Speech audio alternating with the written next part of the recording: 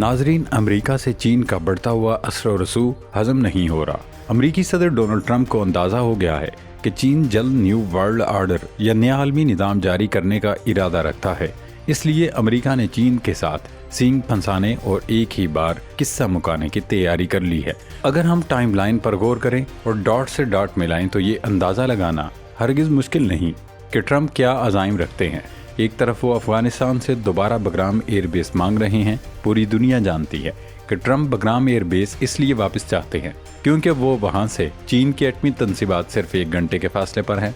चीन से अमेरिका को इसलिए परेशानी है क्योंकि चीन ने एक तरफ एशिया में अपना किरदार बढ़ा लिया। पाकिस्तान, बांग्लादेश, श्रीलंका, नेपाल, भूटान, हर जगह चीन की प्रेजेंस या मौजूदगी है।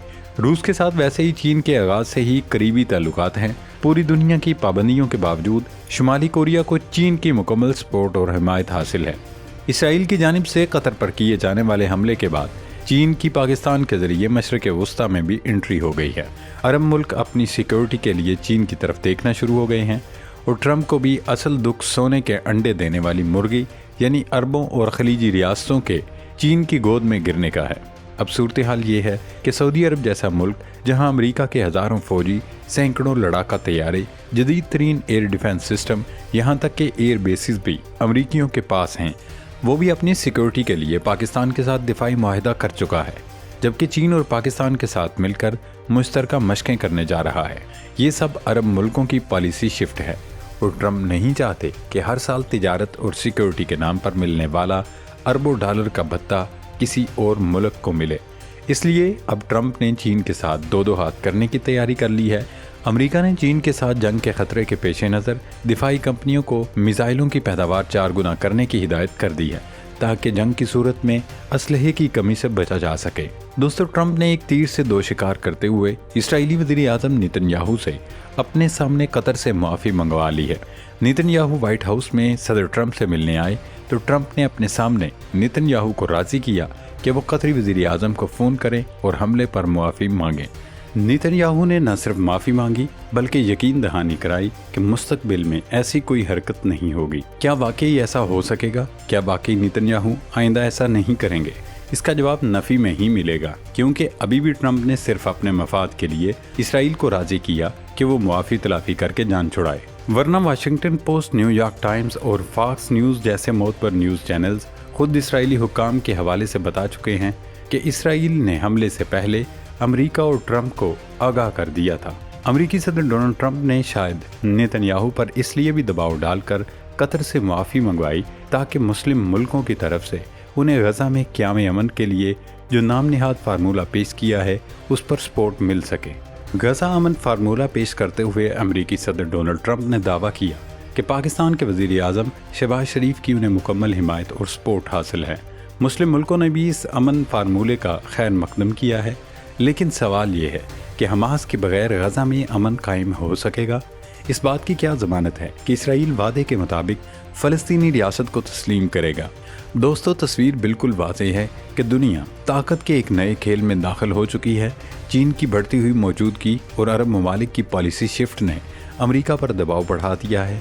ट्रंप के अज़ाइम और तैयारियों से साफ जाहिर है कि वाशिंगटन एक नई जंग शुरू करना चाहता है, लेकिन सवाल ये है कि क्या अमेरिका वाकई चीन के साथ बराह रास्त टक्कर लेने की हिम्मत करेगा? क्या ट्रंप अरब ममालिक को अपने दायरे असर में रोक पाएंगे या ये मुल्क हमेशा के लिए चीन की तरफ झुक जाएंगे? गज़ा के नाम नेहाद अमन फार्मूले में फ़लस्तीनी अवाम की हकीकी नुमाइंदा क़ुव्वत हमास को शामिल किए बगैर क्या पायदार अमन मुमकिन है? और सबसे बड़ा सवाल ये है कि इसराइल पर दबाव डालने का दावा करने वाले ट्रंप क्या वाकई तिल अबीब को फ़लस्तीनी रियासत तस्लीम करने पर मजबूर कर सकेंगे या ये सब महज वक्ती सियासी खेल है?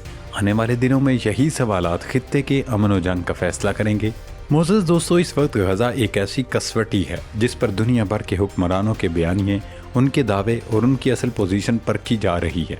2 बरस से जारी इसराइली जारहियत ने सिर्फ गज़ा ही को नहीं बल्कि पूरी आलमी सियासत को बेनकाब कर दिया है। इसराइल के सहूलतकार, फ़लस्तीनी शुहदा के गद्दार और ताकतवर रियासतों के दोगले रवैये एक एक करके दुनिया के सामने आ रहे हैं। अब अमेरिकी सदर डोनाल्ड ट्रंप ने एक नया मंसूबा पेश किया है जो बज़ाहिर इसराइल को एक हारी हुई जंग मुज़ाकरात की मेज़ पर जितवाने की चाल है। پاکستان کے وزیر اعظم شہباز شریف نے اس منصوبے کی فوری تعریف کی اور ٹرمپ نے اپنے خطاب میں یہ دعویٰ کیا کہ پاکستان کے army chief field marshal Asim Munir بھی اس پر متفق ہیں۔ اگرچہ ٹرمپ کا یہ منصوبہ ان کی چند ماہ پہلے کی پوزیشن سے پیچھے ہٹنے کے برابر ہے، لیکن فیصلہ کن نقطہ یہ ہے کہ غزہ میں کوئی بھی منصوبہ اس وقت تک کامیاب نہیں ہو سکتا جب تک حماس اسے قبول نہ کرے۔ پوری دنیا دیکھ چکی ہے، چند مٹھی بھر سرفروش نہ صرف میدان جنگ میں ڈٹے ہوئے ہیں بلکہ وہ مذاکرات کی میز کے بھی ماہر کھلاڑی ہیں جو سفارتی چالوں اور داؤ پیچ کے ذریعے مخالفین کو زیر کرنا جانتے ہیں۔ قصہ مختصر یہ کہ حماس اب بھی مکمل طور پر موجود ہے، نہ صرف غزہ کے اندر اسرائیلی فوج کے خلاف بڑے پیمانے پر مزاحمت کر رہی ہے بلکہ اسرائیل کے اندر تک راکٹ داغ رہی ہے۔ یہ رمالی اس کے قبضے میں ہے اور سب سے بڑھ کر مذاکرات میں سرگرم کردار ادا کر رہی ہے۔ یہی وہ حقیقت ہے جس نے اسرائیل کو 2 سال کی مسلسل جنگ کے بعد ایک ہارا ہوا لشکر بنا رکھا ہے۔ امریکی صدر ڈونلڈ ٹرمپ نے 20 نکاتی غزہ امن منصوبہ پیش کیا ہے۔ چونکہ یہ اسرائیل کے حق میں ہے اس لیے نیتن یاہو نے فوراً اسے تسلیم کر لیا۔ اس کی شرائط اگر دیکھیں تو تمام کی تمام حماس کے خلاف ہیں، جیسے حماس تمام یرغمالیوں کو رہا کر دے، لیکن بدلے میں اسرائیل بے گناہ فلسطینیوں کو کب رہا کرے گا اس متعلق کوئی ٹائم فریم نہیں دیا گیا۔ ہر قسم کی فوجی ڈھانچے اور سرنگوں کو تباہ کیا جائے گا۔ مسلم ملکوں کی فوج حماس کو دوبارہ منظم ہونے سے روکے گی۔ اس منصوبے میں کئی بنیادی خامیاں ہیں۔